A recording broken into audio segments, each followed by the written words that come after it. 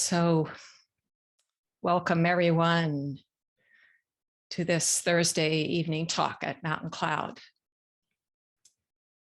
Tonight, we gather in the wake of the February full moon, which rose in the sky just as the sun set yesterday. This one illumining. The full moon is a whole Earth event, visible from any part of the planet.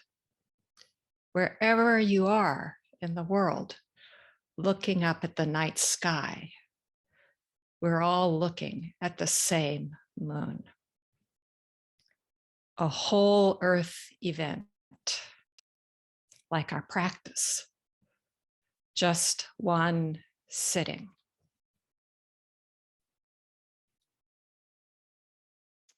In many parts of the world, I checked this out, I found it interesting. India, for example, the full moon in February is called the snow moon, named long ago by Native Americans for the heavy snowfall that came during this late winter month in North America. So the snow moon, also known as the hunger moon or bone moon. In the natural world, harvesting and hunting are pretty lean this time of year. As if to remind us of all of this, the wide world, our fragile, interconnected place in it, the cycle of seasons, the marvel of the moon, governor of tides, and Earth's one and only native natural satellite. As a reminder of all of this, it snowed in Santa Fe today. One white landscape, illumining everything. In this Zen tradition, the full moon is an expression of awakening, the clear mirror or empty moon, reflecting each thing exactly as it is. The moon, like Mu, that barest sword, or as Master Hario put it in response to his question, what is the sharpest sword? A drop of dew on each branch of coral reflects the moon. Not just reflects, is the moon. Perfectly cutting, fully illumined, and so bare.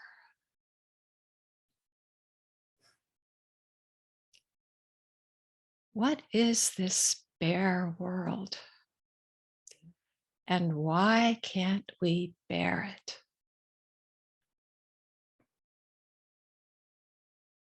Meeting with students lately and the wide variety of experience, there seems to be a theme that coalesces at the heart of suffering.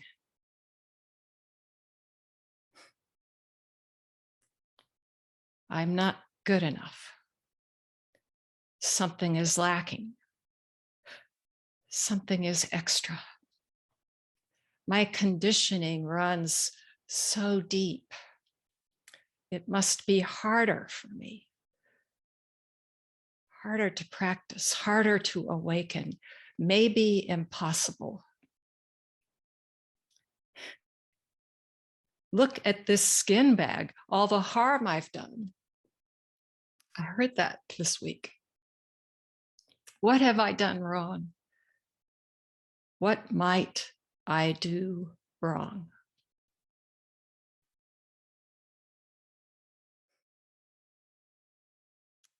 It's an intimate litany. Right, wrong, shame, blame, the anatomy of judgment, that inner critic, creating categories, carving out a construct, turning that fixed measure on self and world. The elaborate, insistent weighing of this against that. It's heartbreaking. And it's not true.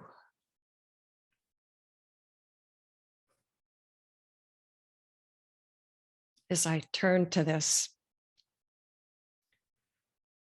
coalescing, a familiar verse from Rumi came up. This is from Rumi's A Great Wagon. You probably know it. Out beyond ideas of wrongdoing and right doing, there is a field. I'll meet you there. When the soul lies down in that grass, the world is too full to talk about. Ideas, language, and even the phrase each other doesn't make any sense.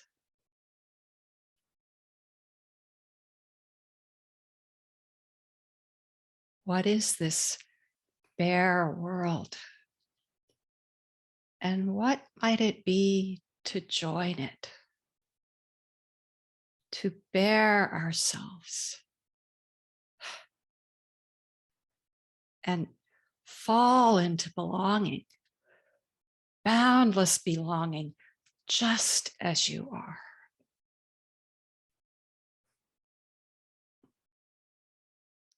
One thing is clear. The field Rumi describes isn't somewhere out there. It's here. And it's now. Too full to talk about.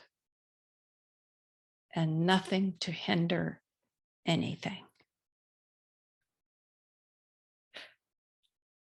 You could say that's a description of zazen, of the sitting.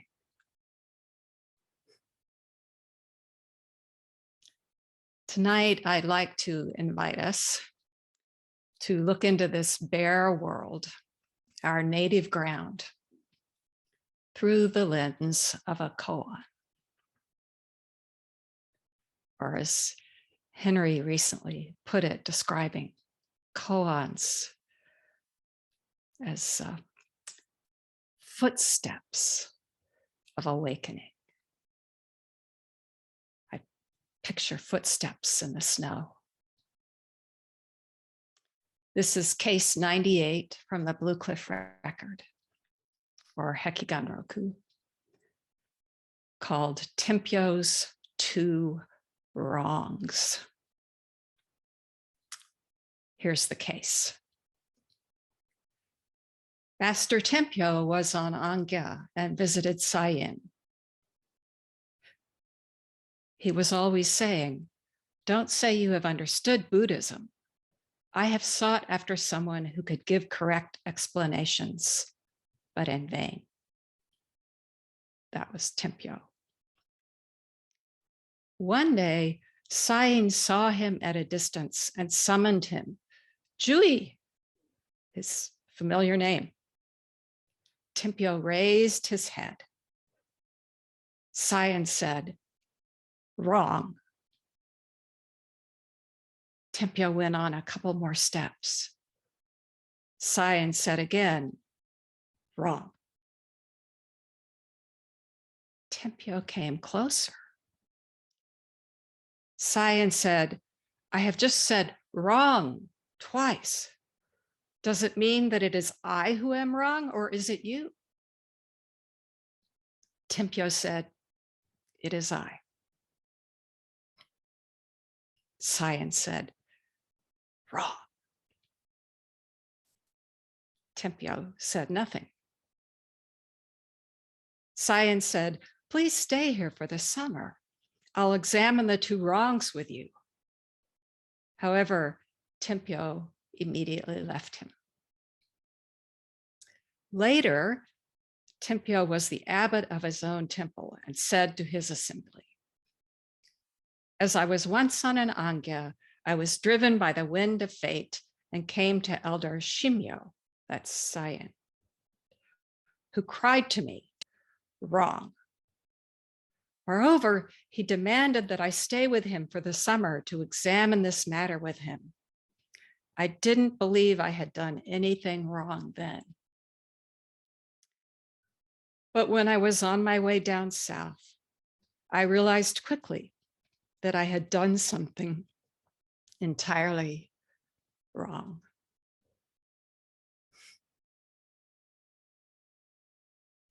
So it's a bit of a saga in two parts. This Tempyo, or Tianping in Chinese, thought to have lived in the 10th century, not a lot of record about him. He's actually remembered as an example of a Zen or Chan master who never experienced awakening and didn't know it.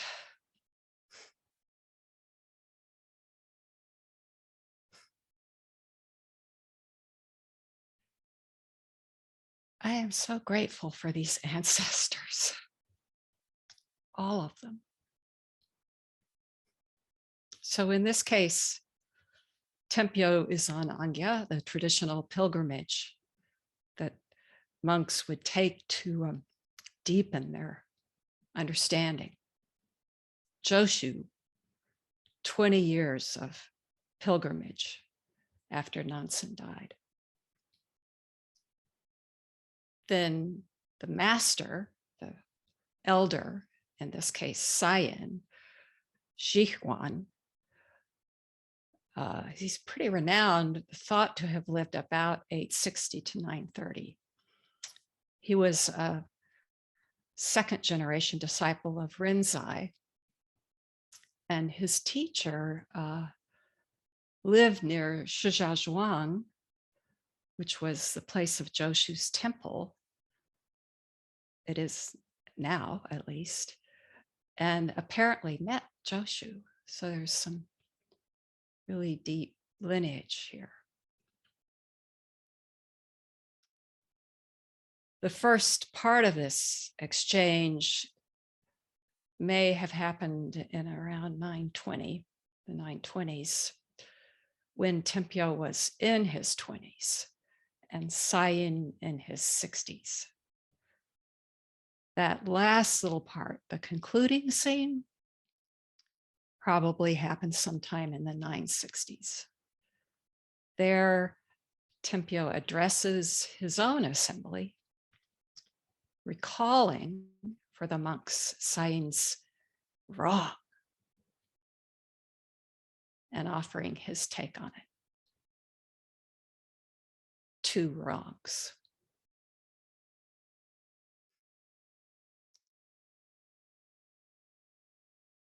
We do have a longer account, record of a longer account of this, from which this koan is taken.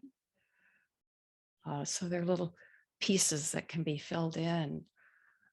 Tempyo came and stayed at Sayan's monastery for 10 days. And there he boasted, "Don't say you have understood the Buddha Dharma. I have long sought someone who could give correct explanations, someone who could compete with me, but in vain."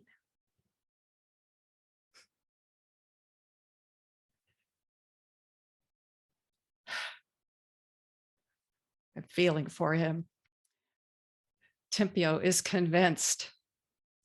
I've got it. No one can match me. I'm not feeling for him because I can in any way relate to that. But what he's offering us in this example, actually, as the story goes, Sain heard this, this banter, this boasting, but he said nothing until later, when Tempyo enters the Dharma hall to speak. Sain calls on him, calls out to him. Tempyo raises his head, and Sain immediately says, "Wrong." Tempyo goes on a few more steps, and Sain calls out, "Wrong." The case says Tempyo came closer.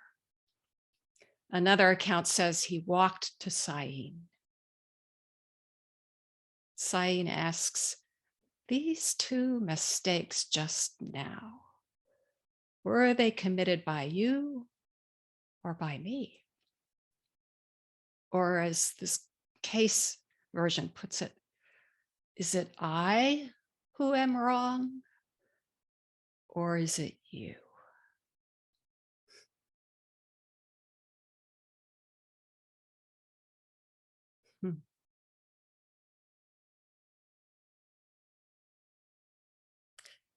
Next time you're caught in that bind, hear this resounding wrong. Is it I who am wrong, or is it you? Tempyo takes this as a hit rather than an inquiry, a hit that throws him back on himself, his separate self. It is I. What a familiar response. If there is someone or something at fault here, it must be me. On the other hand, to say it's you, your fault, equally divided. It is I. In another version, Tempyo acquiesces. All those wrongs, they were committed by Tempyo. And Sain says, wrong. Some versions repeat this for emphasis. Wrong, wrong. But really, you can only say it once.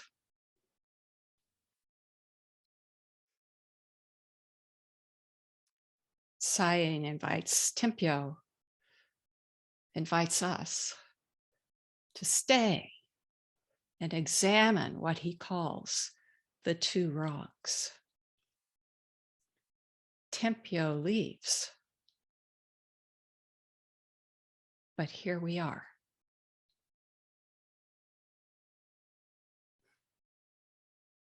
What about that? Sitting here now, listening, maybe longing to realize, clarify, to offer ourselves, to embody what we are, a fact that cannot be divided. What is this wrong?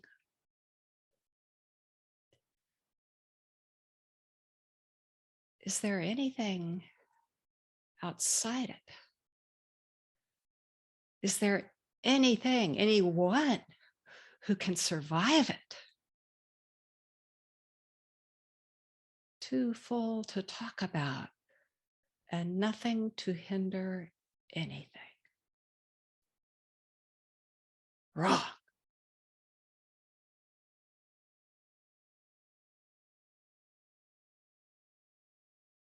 What if that's your whole body?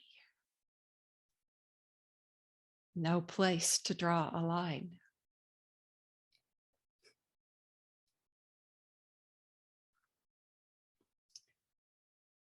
Last weekend, my partner, Scott, and I went to his son's house for a dinner celebration. We drove through this maze of concrete and traffic that in Dallas is known as the Mix Master, just as the sun was setting. Scott focused on driving, thankfully, and we fell into quiet. He's a good driver. It just took a lot of concentration.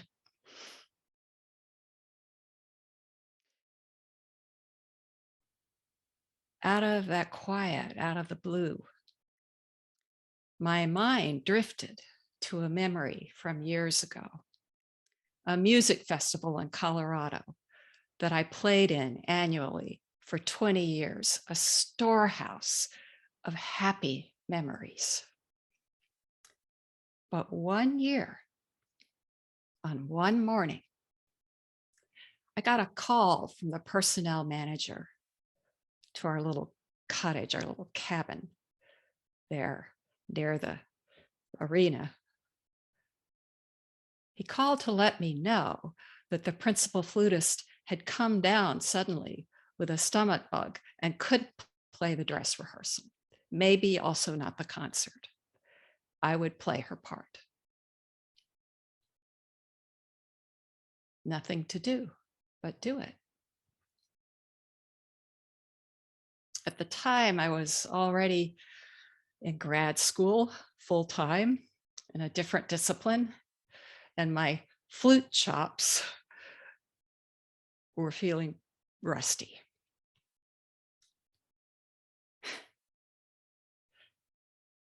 I could feel this, what we do, basically it went okay, just filling in, and she did make the concert. But there was this one moment in an exposed passage when I accidentally played a wrong note.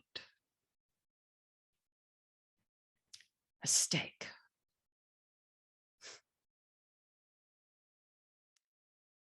So recalling this as we drove along the highway, my body made a small involuntary gasp. Scott looked up. What was that? I shared the story and marveled at its grip from of old. We enjoyed a lovely evening with his family.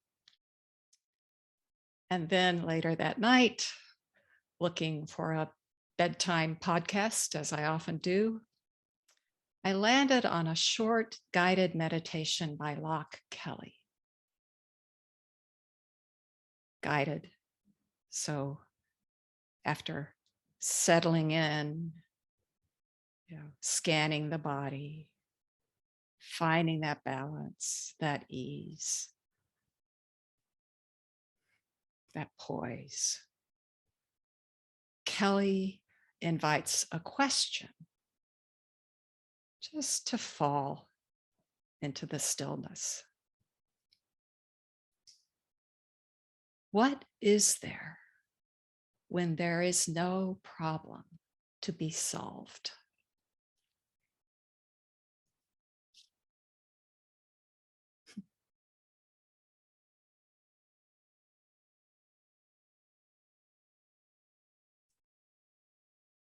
Sit with this, and you may notice what it's like to let go of whatever we think we're hanging on to.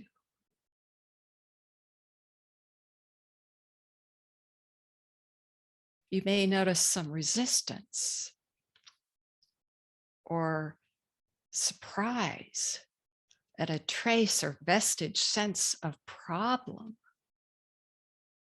Maybe some momentary recognition that we don't want to let go. Or you might reframe the question, what am I if there's no problem to be solved? If I let go of everything, what then am I?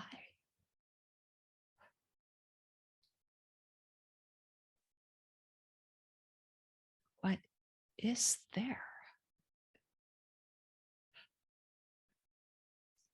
What is there to let go of? Open your grip, and it's empty. The hand itself, the whole body.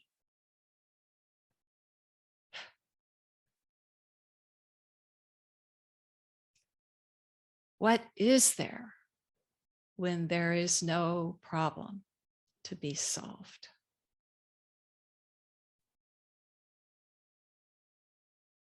Pursue that question to the end. Let it take you. And you are likely to come to Rumi's field out beyond ideas of wrongdoing and right doing. You may come home to now, this moment.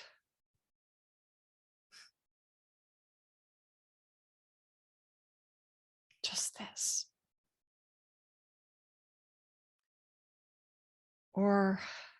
And in an unguarded turn, you may come face to face with the unhindered, inexhaustible, indivisible fact of Sayin's wrong. Wrong. Everything gone. Everything coming up. There. Here is sun, moon, and stars. Is Shakyamuni Buddha's sitting? Is every mistake and every possibility.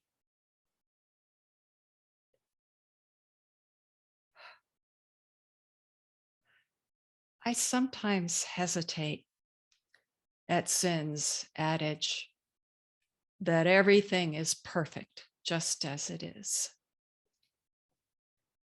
But Sayin's wrong is perfection.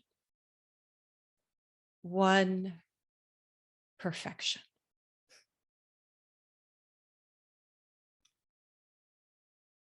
Tempyo doesn't see.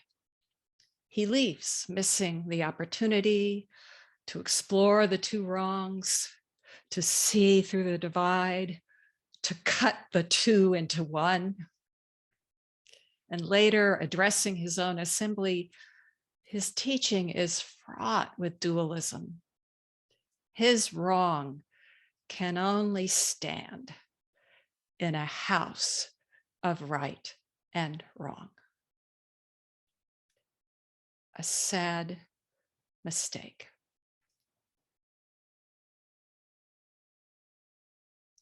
Even so,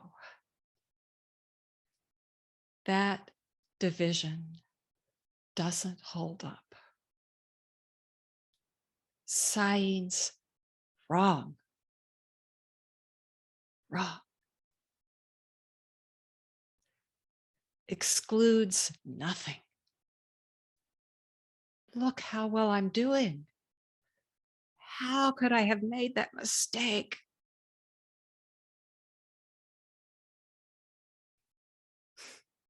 each expression is whole, all of it, and empty.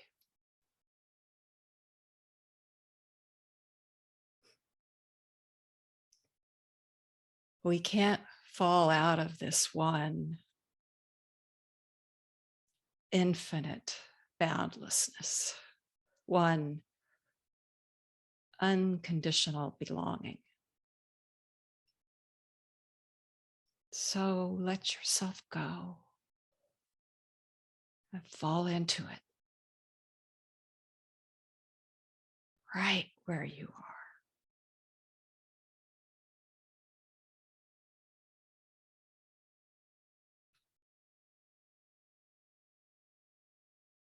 I'd like to close with a few lines from the Tao Te Ching that somehow say a word to Tempyo's two wrongs and to us. This is a little passage from chapter 15.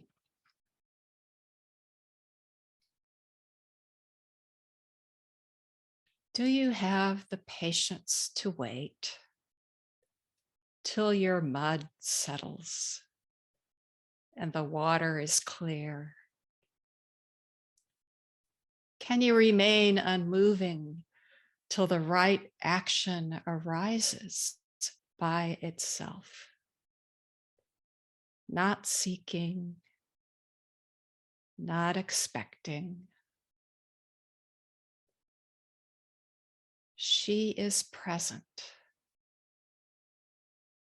and can welcome all things.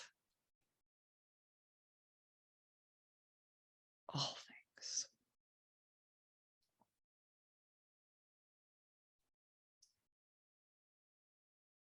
Thank you for the wide welcoming of this shared practice.